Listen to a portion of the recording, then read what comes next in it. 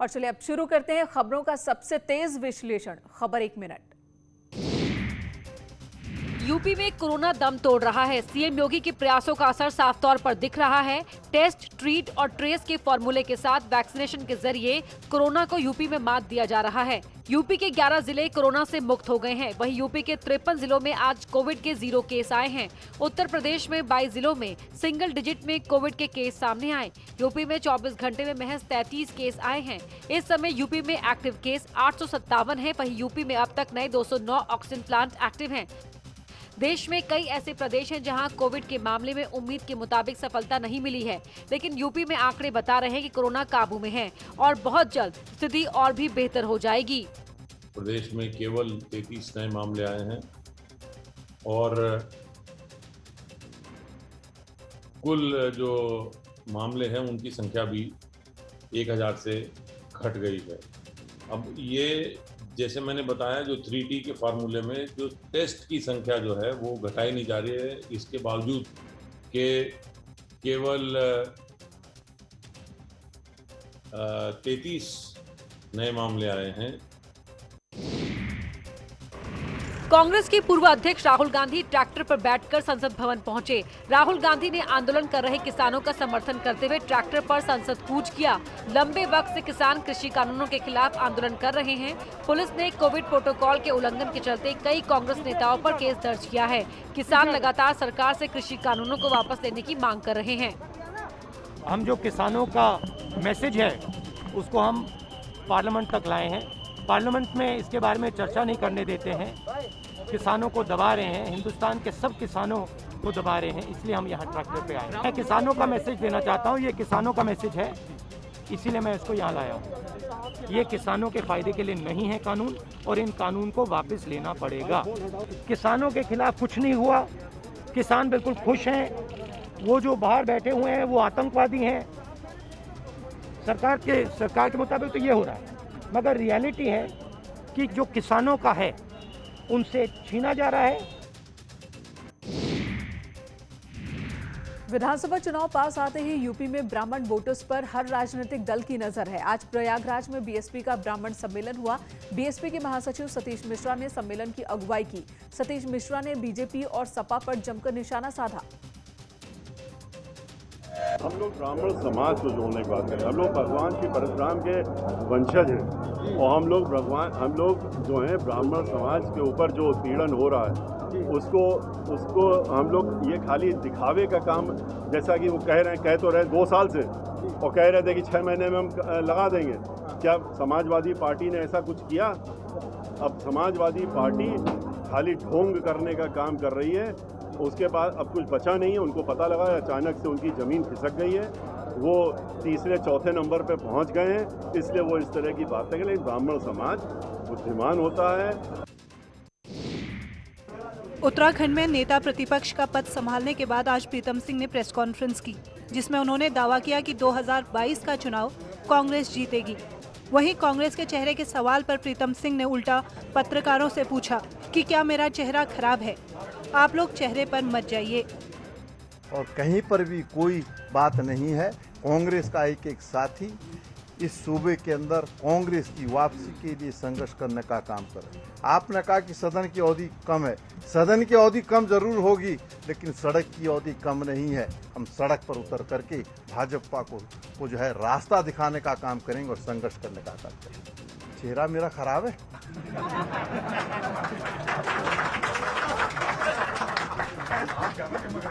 नहीं, मैं बताऊं ना, चेहरे के परिप्रेक्ष्य में मत जाए। राष्ट्रीय नेतृत्व ने कहा है कि उत्तराखंड राज्य के अंदर कांग्रेस सामूहिक नेतृत्व में चुनाव लड़ने का काम करे। बरेली के इज्जत नगर थाना इलाके में किराना व्यापारी से ऑनलाइन फ्रॉड हो गया। दरअसल उसने 250 रुपए के ऑनलाइन मोमोज मंगाए थे, लेकिन मोमोज की क्वालिटी खराब होने की वजह से व्यापारी ने मोमोज वापस कर पैसे रिफंड मांगे और फिर कस्टमर केयर वाले जालसाज ने OTP पूछकर उसके खाते से 2 बार में करीब 70,000 रुपए निकाल लिए। पीड़ित व्यापारी ने केस दर्ज कराया है। अमाउंट वापस करवाने के लिए उन्होंने मेरे से एप्लीकेशन में बोले सर आपको UPI थ्रू आपको लेना पड़ेगा, तो उसके अंदर ही अंदर वो मुझे करवाता रहा और करने के बाद 250 रुपये वापस करने के बजाय मेरे 70,000 रुपये मेरे अकाउंट से निकाल लिए। और उनके खाते से 2 बार में, एक बार में 55,000 तथा दूसरी बार में 14,000 रुपये उनके खाते से निकल गए।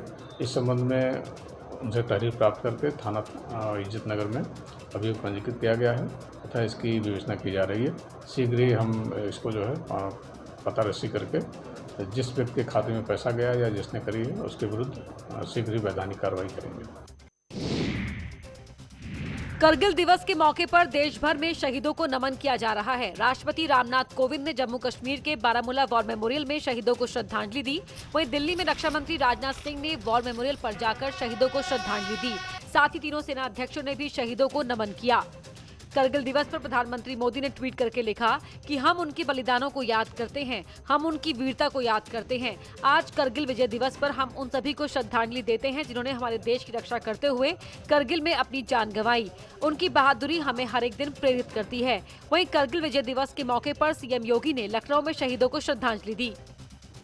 भारत माता के महान सपूतों, वीर जवानों की सतर्कता, उनकी सजगता और मातृभूमि के लिए उनके समर्पण न केवल स्वाधीनता का अनुभव करते हैं बल्कि एक सुरक्षित माहौल में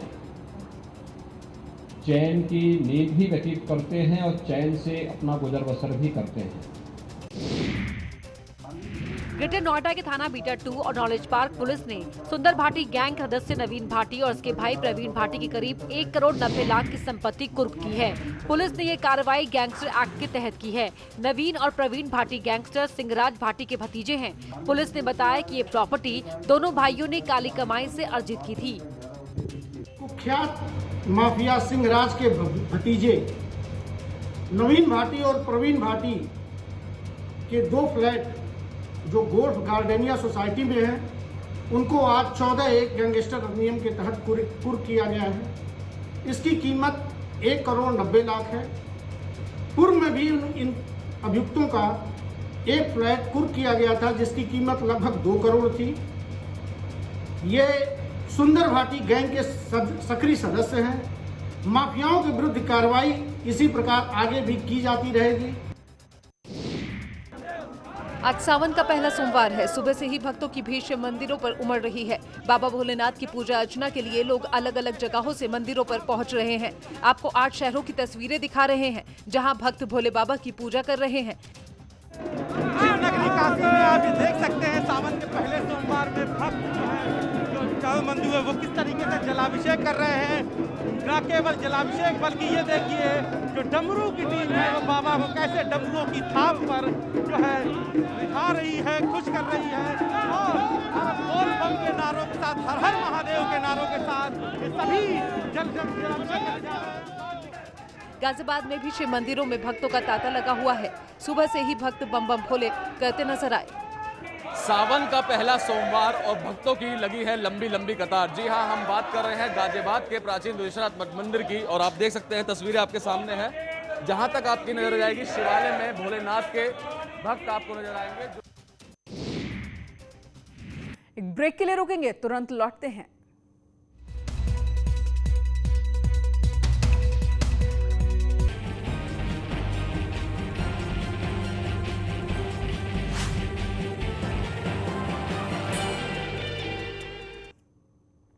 बड़ी खबर है इस वक्त लखनऊ से। गैंगस्टर एक्ट के तहत लखनऊ पुलिस कमिश्नरेट ने बड़ी कार्रवाई की है।